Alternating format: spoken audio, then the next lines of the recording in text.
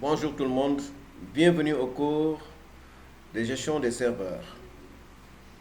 Aujourd'hui, notre vidéo porte sur la procédure d'installation d'Active Directory et DNS sur Microsoft Windows 2012. Donc, dans un premier temps, une fois que l'installation du système est déjà effectuée, la première chose à faire, c'est d'aller modifier le nom de l'ordinateur. Vous avez vu, donc, pour modifier le nom de l'ordinateur, il faut cliquer sur ce PC, clic droit, propriété, et vous allez sur le nom de l'ordinateur, et automatiquement, vous allez sur modifier. Modifier, arriver à modifier, ça vous permet tout simplement de pouvoir modifier le nom de l'ordinateur. Et tout de suite, une fois que vous modifiez le nom de l'ordinateur, ce n'est pas la peine de changer ni le domaine ni le groupe de travail. Parce que tel n'est pas le cas ici. Le groupe de travail va changer en domaine lors de l'installation de Active Directory. Donc, tout de suite, il faut aller ouvrir gestion des serveurs.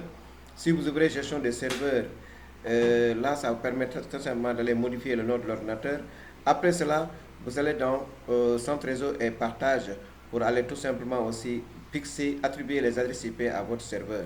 Donc, Internet, clic droit sur propriété. Après, vous allez sur protocole Internet IPv4, propriété, et là, vous allez maintenant placer vos adresses IP. Adresse IP de votre choix, classe A, classe B, classe C, plus le masque. La passerelle dépendra de la façon dont vous voulez que votre réseau fonctionne. Parce qu'en général, la passerelle, quand on parle de passerelle, c'est un réseau qui est habilité à sortir vers d'autres réseaux sur Internet ou autre chose. Donc, si maintenant le réseau est tout simplement se cantonne tout simplement sur un réseau local, un réseau intranet privé, là, c'est pas la peine de mettre la passerelle. Mais pour le serveur, pour l'adresse du serveur DNS suivante, là, on a mis 127.0.0.1. Là aussi, c'est tout simplement une adresse qui s'appelle l'adresse de localhost, donc qui remplace le nom de l'ordinateur ou bien qui remplace l'adresse IP de votre ordinateur que vous avez déjà attribué un peu plus haut. Après cela, vous pouvez valider les paramètres en quittant. Bon, ensuite, la machine va redémarrer tout simplement pour appliquer les configurations, les modifications que vous venez de faire. Après cela, vous devez maintenant aller dans Bienvenue, c'est-à-dire lancer le gestionnaire du serveur afin de pouvoir maintenant commencer à ajouter des rôles au niveau de votre serveur. Donc, vous cliquez sur Ajouter des rôles et fonctionnalités. Et arrivé ici, vous allez tout simplement cliquer sur Suivant. Installation basée sur un rôle ou une fonctionnalité suivant. Et là, arrivé ici, vous allez sélectionner un serveur du pool de serveurs. C'est-à-dire, comme vous aviez déjà renommé votre serveur, le nom doit apparaître obligatoirement ici. Vous avez attribué une adresse IP à votre serveur, ça doit obligatoirement apparaître ici.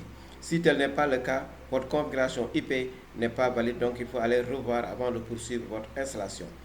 Ensuite, vous allez dire suivant. Arrivé ici, maintenant, vous allez cocher le rôle que vous voulez attribuer à votre serveur, c'est-à-dire Active Directory et DNS, si vous voulez, en même temps. Donc, vous poursuivez en cliquant sur suivant. Après, vous mettez suivant. Arrivé ici, suivant. Suivant. Et là, vous allez maintenant confirmer l'installation. Vous cliquez sur installer pour maintenant déclencher l'installation et vous attendez la poursuite de l'installation jusqu'à la fin. Une fois, vous avez aussi la possibilité ici où on vous dit vous pouvez fermer cet assistant sans interrompre les tâches en cours. C'est-à-dire je peux cliquer sur fermer et venir suivre l'installation à partir de là.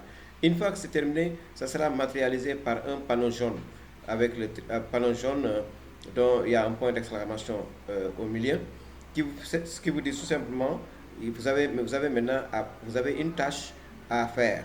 La tâche c'est quoi? C'est maintenant de promouvoir ce serveur en contrôleur de domaine.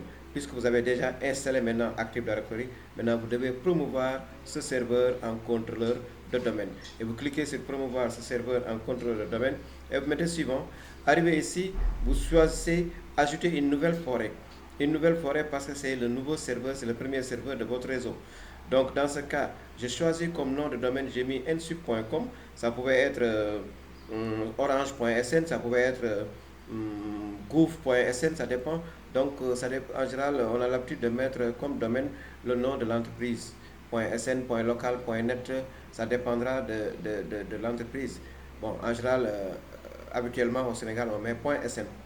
Donc, une fois que vous avez mis le domaine de votre réseau, et là, si vous mettez suivant, on vous demande tout simplement de protéger Active Directory par un mot de passe pour des éventuelles désinstallations accidentelles, on ne sait jamais, parce que ça peut arriver.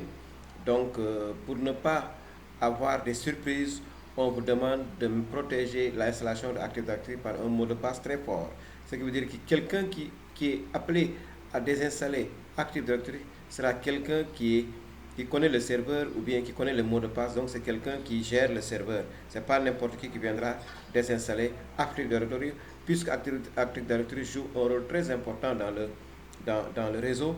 C'est l'annuaire des utilisateurs, c'est la gestion, ça permet la gestion des ordinateurs, ça permet le contrôle de sécurité, etc. etc. Donc, le désinstaller, ça peut créer un préjudice au niveau du réseau, raison pour laquelle on doit protéger avec un mot de passe.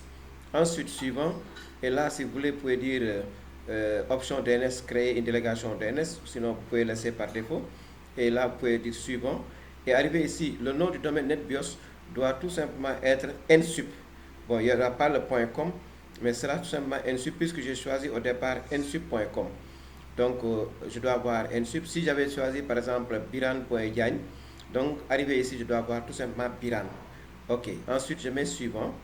Et là, c'est les chemins d'accès au serveur. Donc, ce sont les chemins d'accès. Suivant.